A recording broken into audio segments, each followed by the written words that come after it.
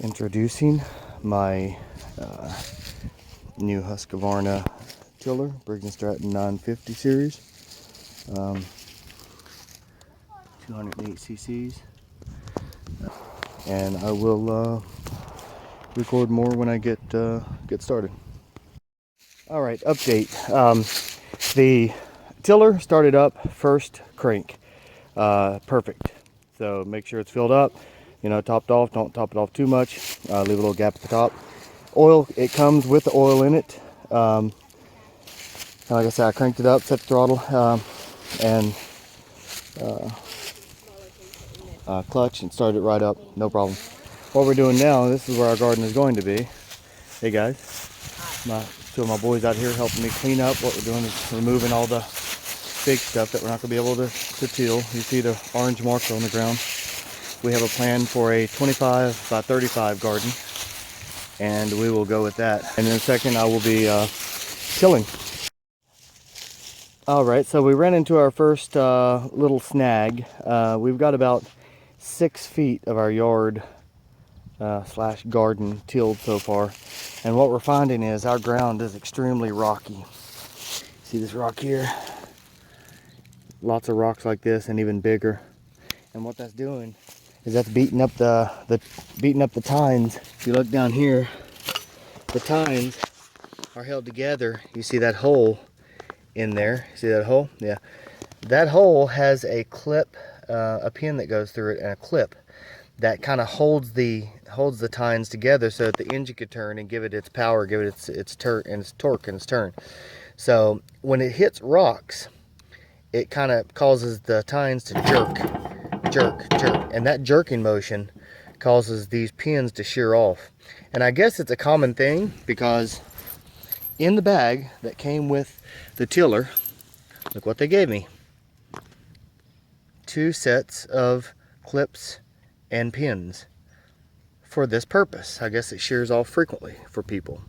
So that's my first problem. Both sides have sheared off because of the sheer beating that the tiller's taking and the tines are taking in this rocky grass. The soil looks good after the rocks are removed, but just making the tiller run and till is causing some issues. So I'm going to fix this, and then we'll continue going and move on, and we'll see what happens next. We have probably been at this now for maybe an hour and a half. I'm going to do, I think, probably 2 or 3 runs. You see just the middle area there still needs tilled, but we're making some good progress. My last check-in, we have had no more issues with the pin and the clip.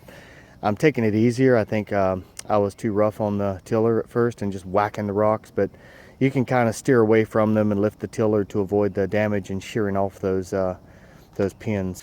So this is our 25 by 35 spot. I plan to put a fence up when it's done, but more of the tine clips, I guess they're called, and the hair net clips to hold them onto there, they sheared off, so I had to go buy some more for the tines.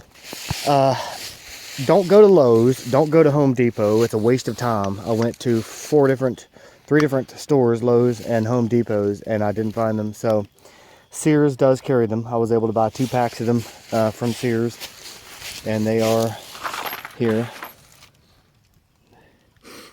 Universal shear pins and hairnet clips that go with them. So again, Sears is where you get those if you need them. So now we're going to start our actual planting, hoeing the rows and putting the plants in, and we'll check in later. All right, so we are almost finished with the garden at this point. We made 3 passes through the garden to get rocks out, and there's still a huge amount of rocks in here. What you see dug up around here are the plants that we planted today. We have the beans. Let's walk over here. There's our green snap beans. Asparagus. Yeah, we have some asparagus here, underground there, of course. Okay, we have a whole bunch of corn. 5 rows of corn. I hope that pollinates itself the way we had it set out there. Over here we have watermelon is here, bottom right. and bottom left. And then back there we have just one vine of cantaloupe and one of pumpkin there. Okay, so I'll zoom out. That's kind of what it looks like there. This last row, I have to wait for the potatoes to sprout so I can cut off the eyes and get those dug. We're going to have 2 rows of corn. That'll be there. Here we have 2 nice big rows of cucumbers. So the only problem with our ground is that it's very rocky. Well, I'm working on removing some of the rocks right now. That's the rock removal expert. I'm And trying to get them in the bucket, but I keep failing. and this one here, Connor, this one is the looking and the scuffing of feet expert. All right, so then what will go here? Well, no, let's keep going. This is the onions. We have just a half a row of onions to meet up with the carrots on the other end. We got half and half a row of each. And then we have, I'm not sure if I said this one or not, but we have a whole row of cabbage. Goes all the way down there. And then the ones that we still have to do are you see the way we have the garden laid out here. So this whole entire last row is going to be tomatoes. Okay. So we see, oh, these are bell peppers here. I didn't show you those. Those are bell peppers there. This row, which we haven't dug in yet, is going to be the Brussels sprouts. And these are, I don't have these dug in yet because I got to go buy seedlings for these and plant the seedlings. So then we have the cabbage there. This is going to be a whole row of lettuce. We go all the way down there with the lettuce. Beside the lettuce, we are going to have celery. And then celery connects with the spinach on the lower end down there. I'm not sure if I showed that or not, but that's spinach. And then we have the onions and we have the carrots. And this row here is going to be half, you see it's divided. Half is going to be cauliflower and half is going to be broccoli. And again, this row, this full row here, is going to be 2 rows of potatoes. And that will do it. Oh, and we haven't, we also have down here, which will be down there on the corner, right beside the asparagus, which that's the only plant right now that we actually planted, and it's actually out of the ground now because it came like that. But that's the asparagus. And beside here, we're going to have the herb garden, small herb garden. It's just going to have rosemary, sage, oregano, basil, and parsley in it. And that is it. So that's it for now. We've had a lot of fun. We hope that the ground is conducive to growing plants because it's extremely rocky and this is the first year we're trying it. So we're going to have to see. But it's not just the surface, it's down below where stuff grows down. Yeah, I know, but getting the surface helps. Yeah. So that's it for now, and we'll be back later when I get the seedlings in the ground. When we get the seedlings in the ground. Later. All right, so here's where we are. All of our plants are now planted. You see the hose stretched across here with the oscullators. I've got 2 oscullators. I'm hoping it goes over the full spectrum of the garden, but we'll just go down the rows quickly just to see what all we have. So we have tomatoes. Tomatoes are this whole row here. Okay, and I need to get the water turned on. Just got these in the ground. You see them already drooping there. I need to get them watered. We have bell peppers. Bell peppers go only halfway here. Go this way. Goes down halfway. We have Brussels sprouts. Brussels sprouts here. It goes down to that point. Cabbage is the entire row. Okay. Lettuce here goes down all the way. Okay. This was celery, but I couldn't find celery, so I just didn't get celery. I'm gonna probably put something else there instead. Onions. A whole row goes all the way down to the end there. Cauliflower. We have a half a row of cauliflower, 10 plants, and we have a half a row of broccoli, 10 plants of each. 10 plants broccoli, 10 plants cauliflower. We have cucumbers. We have 2 rows of these because we love cucumbers. So it's 2 rows side by side, and it goes all the way down to that square down there that you see. Please don't throw that, Devlin. You're gonna lose control and hit me in the head with that. All right, so potatoes, we have 2 rows of potatoes, and the potatoes go all the way to the end, 2 of those. Stop. Throw it out that way.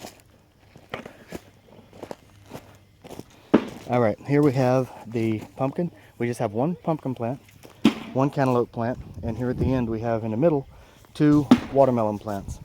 Okay. Continuing down here, we have, I already said the broccoli. On this side of the row we have carrots. Carrots go halfway up that way. Okay, spinach goes halfway up. We already went over that row. Here is the asparagus. Asparagus is 2 rows. You can actually see the plants there coming out. I need to get them watered.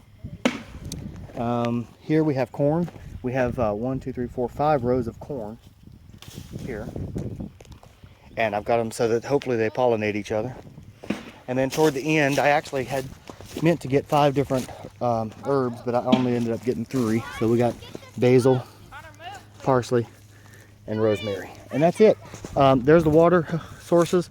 Got the hose splitter, and we'll just move this around as we need to. And then after I finish here, we're going to get the fence put up, and then we're done. And that's it. All right, so I'm proud to say we are done. And taking the recommendation of a guy on YouTube, as soon as I get his account, I'll give him credit for this idea. But he says it works really well, so I'm going to try it. This is 30-pound monofilament test line. You see I have a line down here. You can barely see it. I have a line here. I have a line here. And I have a line here. And it goes all the way across the garden, all the way around. You just can't see it, but it's there. The deer can't see it, and that's the goal. If they can't see it, they bump into it, it scares them, and they run away. And since it's invisible, they're afraid to jump. They won't jump over things that they don't know how high it is, so they won't jump over it either. It doesn't even look like there's line up or a fence up, but it's there, crooked as it is. But we're gardening it now, and we'll test it. We'll see how it works throughout the week as the plants continue growing. Our work is done. As soon as we clean up here, our garden is finally finished. There's a lot of work. How many hours would you say it's been, Devlin? A lot? 8 to 10 hours? 8 to 10 hours probably total. So 8 to 10 hours probably collectively, from tilling the ground to getting all the rocks out to labeling the rows, labeling the rows, getting them partitioned off correctly, how we're going to plant them, getting the plants planted, getting the fence up, and the line ran about 8 to 10 hours. And I would like to also thank, you look here, this just looks like PowerPoint, but this is not. This is actually an application that does this. It's called Garden Planner, and you can find it on almanac.com. And what it does is it actually allows you to lay the plants out, and you see the green border, the green highlight around it, the green there and the pink there, whatever. It actually is showing you the circumference of how far they grow and how far the roots go out. So the shaded area shows you how big that spot needs to be. You see the measurements there. So 2 feet on that, okay, for the cabbage. So it's a pretty cool tool. So it shows you how much space you need. And you see I have a lot of walking space between them. And it's pretty much exactly the way I laid it out. 25 by 35 is exactly the way it was able to be worked out. So a lot of credit for almanac.com, the garden planner. You also see here, for every plant, it shows you information about it. It shows you information about feeding, spacing, planting, reaping and sowing, harvesting, any troubleshooting things that you need to know. It's a very cool application. So if you haven't used it yet, use it. What I plan to do, you see that I've got fences here.